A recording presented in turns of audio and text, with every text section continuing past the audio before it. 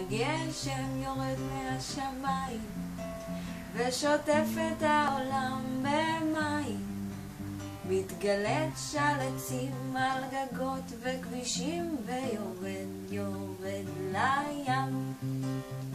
ידעתם ילדים שחלק מהמים נשמרים בבארות וככה אנחנו יכולים לשתות?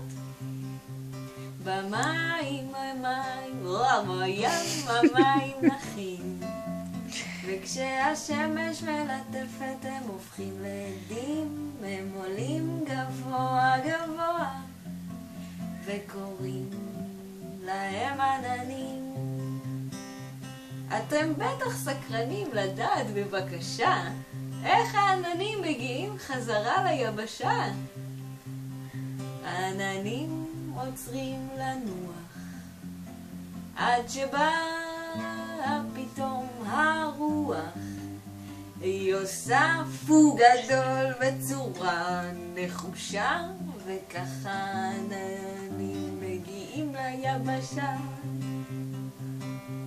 הגשם יורד מהשמיים ושוטף את העולם במים, מתגלת שלצים על גגות וכבישים ויורד לים.